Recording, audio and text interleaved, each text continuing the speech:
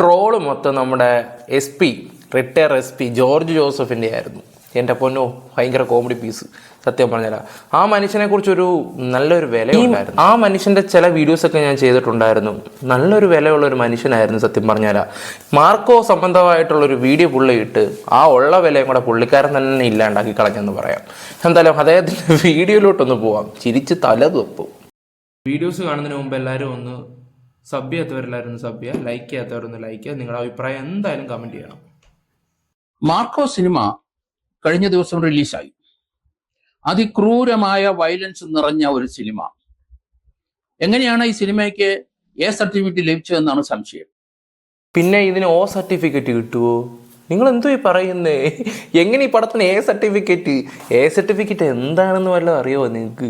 ആദ്യം അത് പോയി ഒന്ന് പഠിച്ചിട്ട് വാ, എന്നിട്ട് കിടന്ന് സംസാരിക്കാൻ വാ. എൻ്റെ പൊന്ന് SP സാറേ, എന്തുവാ ഇത്? എന്നാലും സാറ് പറ കേൾക്കട്ടെ.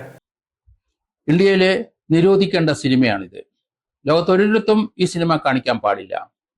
കാരണം ഇതിനകത്ത് കാണിക്കുന്നത് ഭയാനകമായ വയലൻസ് രംഗങ്ങളാണ്.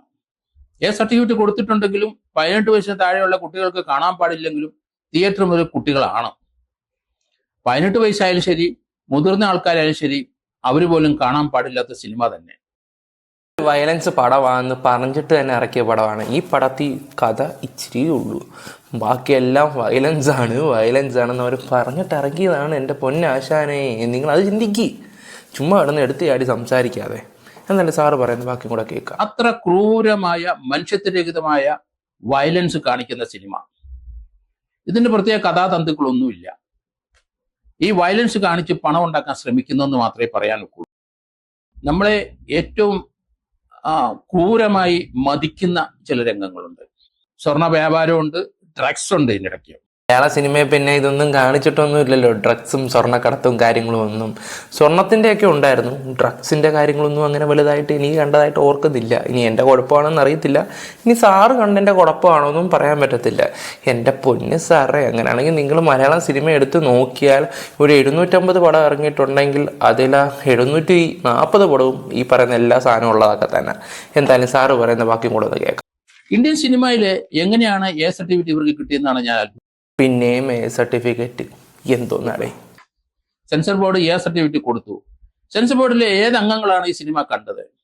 അവർക്ക് ഇന്ത്യയുടെ ഭരണഘടന അറിയത്തില്ല, ഇന്ത്യയുടെ പുതിയ BNS നിയമങ്ങൾ അറിഞ്ഞുകൂടാ, അല്ലെങ്കിൽ IPC CRPC എവിഡൻസ് ആക്ട് അറിഞ്ഞുകൂടാ.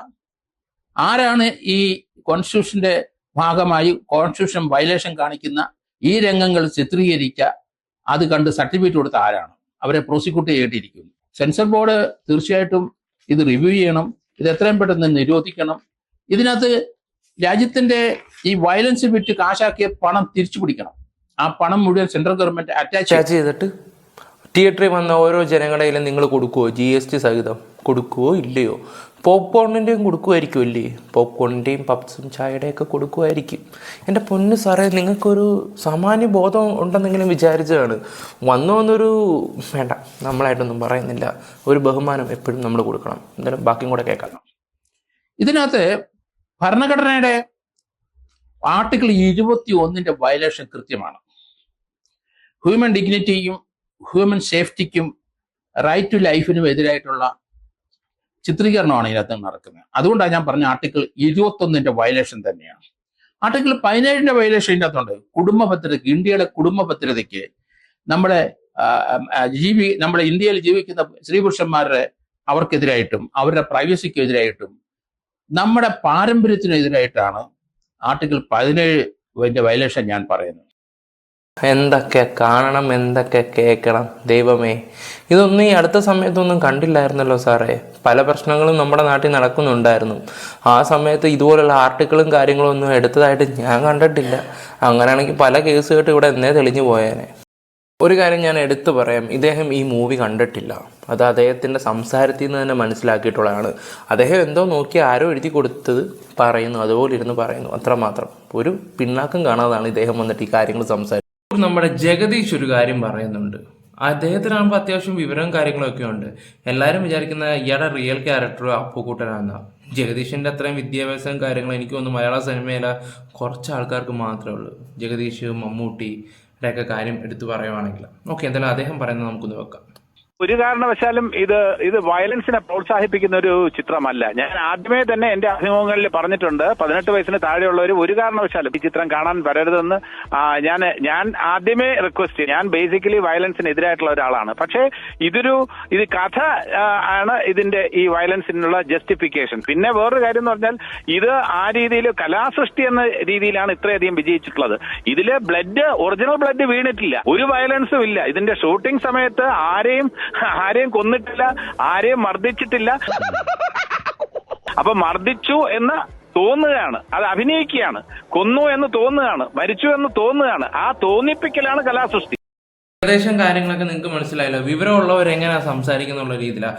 ഇതൊരു ചുക്കും ചുണ്ണാമ്പും അറിയാതെ വന്നിട്ടിരുന്ന് ഇദ്ദേഹം ഈ സിനിമയെ കുറിച്ച് പറയാൻ തന്നെ ഒന്നും മനസ്സിലായിട്ടില്ല അദ്ദേഹത്തിന്. അതെനിക്ക് മനസ്സിലായി. നോക്കി തന്നെ അദ്ദേഹം പറയുന്നത് ഈ പറയുന്ന ഡ്രഗ്സിന്റെ കാര്യങ്ങളൊക്കെ എടുത്ത് പറയും.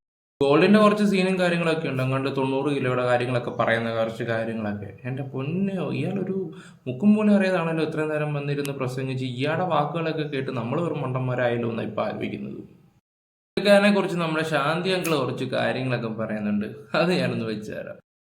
ചോക്കൂ, ഒരു ന്യായാധിപ സത്യസന്ധമായി മാത്രമേ കാര്യങ്ങൾ കൈകാര്യം ചെയ്യൂ എന്ന് വാശി പിടിക്കുന്ന ഒരാളിനെ പൊതുജന മധ്യത്തിൽ അല്ലെങ്കിൽ മലയാളിയുടെ മുന്നിൽ എങ്ങനെയെല്ലാം അപഹസിക്കാം.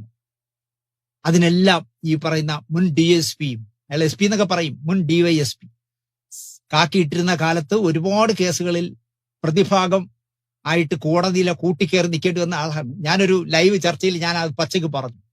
നിങ്ങൾക്ക് കമ്പം തേനി ഭാഗത്തൊക്കെ നിങ്ങൾക്ക് അവിഹിതമായി എത്ര സ്വത്തുണ്ടെന്നൊക്കെ ഞാൻ ചോദിച്ചു ഒരു ചാനൽ ചർച്ച, മനോരമയിലാണെന്നു. അപ്പൊ ഇയാള് അതിനെന്തൊക്കെ മറുപടി പറഞ്ഞ് പ്രോഗ്രാം കഴിഞ്ഞപ്പോ, വാർത്ത കഴിഞ്ഞപ്പോ ഇയാൾ ചാടി ഒഴിച്ച് ഒരു ഗ്ലാസ് കയ്യിലെടുത്തു, കുടിക്കാൻ വെള്ളം കൊണ്ടുവച്ചിരുന്ന ഗ്ലാസ്, എന്നെ എറിയാനായിട്ട്. ഞാൻ റെഡിയായിട്ട് നിന്ന് എന്തെന്നറിയാം, ഇയാൾ എറിയുന്നത് ഞാൻ കുനിഞ്ഞു കൊടുക്കും, ഗ്ലാസ് പോയി മലയാള മനോരമയുടെ ക്യാമറയുടെ ലെൻസിൽ കൊണ്ട് പൊട്ടിത്തെറിക്കണം. മനോരമയ്ക്ക് ഇത്രയും വേണമെന്ന് എനിക്ക് തോന്നി. പൈസ അയാളിൽ നിന്ന് വാങ്ങിക്കാനല്ലേ ഉള്ളൂ, എൻ്റെ നല്ല വാങ്ങിക്കാൻ. ഞാൻ അയാളുടെ പറഞ്ഞത്, നിങ്ങളുടെ വിചാരം നിങ്ങൾക്ക് പ്രിയപ്പെട്ട ആരോ ആണ് കേരളത്തിലെ മുഖ്യമന്ത്രി എന്നാണ്. കേരളത്തിലെ മുഖ്യമന്ത്രി പിണറായി ആണോ?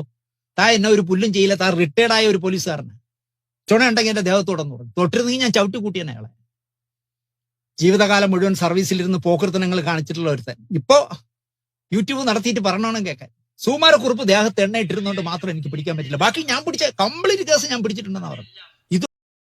കുറുപ്പ് എണ്ണയിട്ടുണ്ട്. അത് എന്റെ ദൈവമേ, എനിക്ക് തോന്നുന്നു ആ കുറുപ്പ് പടത്തിൽ ഇന്ദ്രജിത്തിന്റെ ക്യാരക്ടർ ചിലപ്പോൾ ഇയാളുടെ റിയൽ ലൈഫ് ആണെങ്കിലോ. അല്ല, ഞാൻ ആലോചിച്ച് പോയത് സത്യം പറഞ്ഞല്ല. ഇയാൾ എന്ത് തോൽവിയാന്നാ ഇപ്പൊ ആലോചിക്കുന്നത്. ഓരോരുത്തർ പറയുമ്പോഴാണ് മനസ്സിലാവാൻ തുടങ്ങിയത്. എന്തായാലും അദ്ദേഹത്തിന്റെ ബാക്കി കൂടെ ഒന്ന് കേട്ടു. അതുപോലെ പൊങ്ങച്ചമടിക്കുന്ന പുളു അടിക്കുന്ന ഒരു റിട്ടയർഡ് ഉദ്യോഗസ്ഥൻ, എനിക്ക് ഒരുപാട് പോലീസ് ഉദ്യോഗസ്ഥന്മാരെ റിട്ടയറായ ഒരുപാട് ആളുകളുമായിട്ട് എനിക്ക് സൗഹൃദമുണ്ട്. അത് കൊല്ലത്തും കോഴിക്കോട്ടും ഒക്കെ ഒരുപാട് പേരുണ്ട് എനിക്ക് സൗഹൃദമുണ്ട്. ഞാൻ അവരുടെയൊക്കെ സംസാരിക്കുമ്പോൾ അവർ പറയുന്നതാണ് കേൾക്കാൻ, ഇയാൾ സർവീസിൽ ഇരുന്നപ്പോൾ കാണിച്ചിട്ടുള്ള കുഴപ്പങ്ങൾ. പക്ഷെ അയാൾ പറയുന്നത് എനിക്ക് ആകെ പിടിക്കാൻ പറ്റാതെ പോയത് ആ സുകുമാരക്കുറുപ്പിന് മാത്രമാണ്. അയാൾ ദേഹം മുഴുവൻ നല്ലെണ്ണ ഇട്ടിരുന്നു, അതുകൊണ്ട് പിടിക്കാൻ പറ്റില്ല, വഴുതി കളഞ്ഞു എന്നാണ് പറയുന്നത്. ഇതുപോലെ കള്ളം പറയുന്ന ഒരു യൂട്യൂബ് തുടങ്ങിയിട്ട് എന്തൊക്കെ പറയുന്നു എന്ന് ദൈവം തമ്പുരാനു പോലും അറിയില്ല ഇയാൾ പറയും. അങ്ങനെയാണ് ഇയാൾ മനോരമയിൽ വെച്ച് എന്നെ എറിയാൻ നോക്കി. എറിഞ്ഞിരുന്നെങ്കിൽ ആ ക്യാമറ പോകും, അത്രേ ഉള്ളൂ. എന്റെ ദേഹത്ത് കൊണ്ടിരുന്നെങ്കിൽ ഞാൻ ചവിട്ടി കൂട്ടുകയും ചെയ്തത്. എന്നിട്ട് ഞാൻ ലിഫ്റ്റ് കയറാൻ പോയപ്പോൾ ഇയാൾ ലിഫ്റ്റ് കയറിയില്ല കൂടെ. ഞാൻ ലിഫ്റ്റിൽ ഇറങ്ങിയിട്ട് താഴെ തന്നെ നിന്ന് ഇയാൾ വരട്ടെ. അടുത്ത ലിഫ്റ്റിൽ ഇയാൾ ഇറങ്ങി താഴെ മനോരമയുടെ ലിഫ്റ്റിൽ കയറി താഴെ വന്നപ്പോൾ ഞാൻ നിൽക്കുക. ഇയാൾ അവിടെ നിന്ന് തത്തി കളിച്ചു. ഞാൻ വെറുതെ പൊങ്ങച്ചം പറയല്ല, എനിക്ക് അയാളെ കയ്യിലൊക്കെ കയറി പിടിക്കാനുള്ള ആരോഗ്യമൊക്കെ ഉണ്ട്. എന്റെ പകുതി പൊക്കേ ഉള്ളൂ, ഒരു കുള്ളനാണ്. എന്നെ എന്തെങ്കിലും ചെയ്തിരുന്നെങ്കിൽ മൂക്കിലിട്ട് ഇടിച്ചു കൊടുത്തണം. ഇങ്ങനെ തൊണ്ടമ്പള പോലെ ഇരിപ്പുണ്ട്. ഞാൻ ഒറ്റ ഇടിയോ മൂക്കിലിടിച്ചു കൊടുത്തണം, അപ്പോൾ സംഭവം തീരും. അയാൾ എന്നെ ചവിട്ടുകയോ എന്തെങ്കിലുമൊക്കെ അയാളും ചെയ്യുമായിരിക്കും, പോലീസുകാരനല്ലേ, പഴയ ഉരുട്ട് ഒക്കെ അറിയാമായിരിക്കുമല്ലോ. പക്ഷെ ഇതുപോലുള്ള ബഹുമാനൊന്നും വച്ചേക്കരുതെന്ന് ഞാൻ പറയും. ഇടയ്ക്കൊക്കെ പോകണം, ഇടയ്ക്കൊക്കെ പോയി ജോർജിനെയൊക്കെ ഒന്ന് കണ്ടൊന്ന് എന്താ പറയണ്ടേ, എണ്ണ തേച്ചൊന്ന് കുളിപ്പിച്ചൊന്ന് മിനുക്കി എടുത്ത് വാ, നല്ല കാര്യങ്ങളൊക്കെ ചെയ്യ്. അല്ല, ഇടയ്ക്കൊക്കെ അതൊന്ന് പോയി ചെയ്യുന്നത് നല്ലതാണ്. കാരണം വേറെ ഒന്നും കൊണ്ടല്ല, കാരണം ഇതുപോലുള്ള വിവരക്കേടൊക്കെ വിളിച്ച് പറയുമ്പോഴേ, കാരണം കുറച്ച് മസാജിൻ്റെ ഒക്കെ കുറവുണ്ട് സത്യം പറയാനല്ല. ഓക്കെ, എന്തായാലും എനിക്ക് പറയേണ്ട കാര്യങ്ങളൊക്കെ തോന്നി. ഇനി നിങ്ങളെ ജനങ്ങളുടെ അഭിപ്രായങ്ങൾ ഇതിൻ്റെ താഴെ കമൻ്റ് ആയിട്ട് ഇടുക. നമ്മുടെ വീഡിയോസ് ഇഷ്ടപ്പെടുകയാണെങ്കിൽ ലൈക്ക്, ഷെയർ, സബ്സ്ക്രൈബ് ചെയ്യുക. Bye, love you all.